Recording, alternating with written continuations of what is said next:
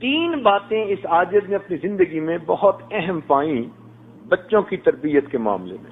اس 35-40 سالہ یہ جو تجربہ ہے بچوں کا، بچیوں کا، اور متعدد مدارس کا اور متعدد ملکوں میں، تین باتیں وہ اس سارے تجربے کا نچوڑ ہے۔ اگر ماں باپ ان تین باتوں کا خیال رکھیں تو بچہ ایسی مضبوط بنیادوں پہ کھڑا ہوتا ہے کہ دین سے ہٹ ہی نہیں سکتا۔ یوں تو کہنے کو آپ درجنوں باتیں کہہ سکیں گے کہ اس کا بھی خیال رکھو، اس کا بھی رکھو، اس کا بھی رکھو، کتابوں پہ کتابیں لکھی ہوئی ہیں تربیت الاولاد کے بارے میں، مگر جسے تھمب رول کہتے ہیں وہ اگر ہمارے ذہن میں بیٹھ جائیں کہ ہم نے بچے کی کن باتوں کو مضبوط کرنا ہے، ان پہ بچے سے کوئی کمپرومائز نہیں۔ ان تین باتوں سے پہلی بات کہ بچے کو ہمیشہ سچ بولنے کی عادت ڈالیے۔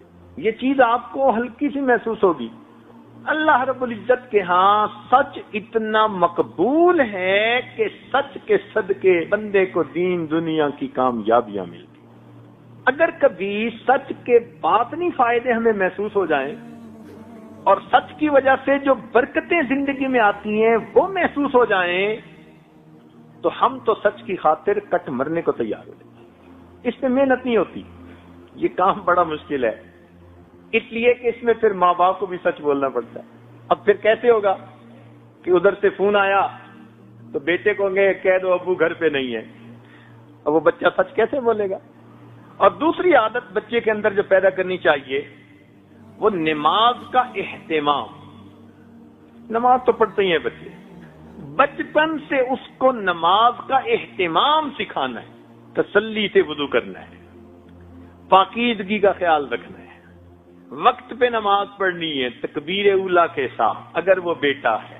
اس کے اندر ایک فائدہ تو یہ کہ اس بچے کے اندر پاکیزگی آ جاتی ہے، کیونکہ بے نمازی بچہ تو استنجے کا بھی خیال نہیں کرے گا، اور اگر نماز پڑھے گا تو کپڑوں کی پاکیزگی کا خیال رکھے گا، تو پاکیزگی بھی آ گئی، وقت کی پابندی بھی آ گئی۔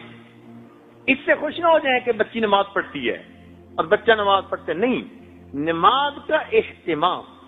اس لیے بچے کو دیکھیں کہ جلدی جلدی نماز پڑھ رہا ہے تو نہیں، اس پہ کمپرومائز نہیں ہے۔ بچپن سے اس عمل کی اہمیت اس کے دل میں بیٹھے، مجھے نماز پرسکون ہو کر پڑھنی ہے، تسلی سے پڑھنی۔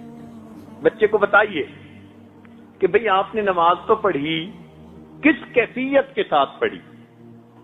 تو جب بچپن سے یہ سنے گا کہ ابو بھی کہتے تھے کس کیفیت کے ساتھ پڑھی، تو اس کو پتہ چلے گا کہ یہ بھی زندگی کا کوئی مقصد ہے۔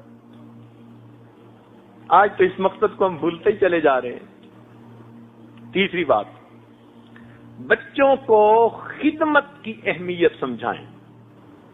کام کاج جو گھر کے کیے جاتے ہیں اس پر کیا اجر ملتا ہے، ماں کی خدمت، باپ کی خدمت، بڑوں کی خدمت، استاد کی خدمت۔ خدمت کا جذبہ بچپن سے بچے کے دل میں ڈال دیجیے۔ آج تو پانی کا گلاس بھی نہیں خود پی سکتے بچے، وہ بھی دوسرے کو کہتے ہیں کہ لائیے۔ اس لیے آج شکایت ہے اکثر ماں باپ کی طرف سے، جی بچے کام میں دلچسپی نہیں لیتے۔ بھئی آپ نے بچپن میں کون سی خدمت سکھائی ہے اس کو؟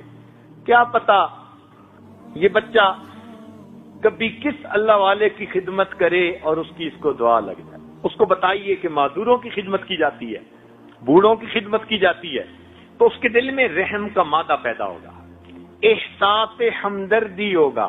اس ایک لفظ خدمت کی وجہ سے اس بچے کے اندر اچھے اخلاق آتے چلے جائیں گے۔ جب دوسروں کی بات سنے گا جو بڑے ہیں تو پھر ماں باپ کی کیوں نہیں سنے گا؟ آج اس کو خدمت بتائی نہیں، وہ ماں باپ کی بھی نہیں کرتے۔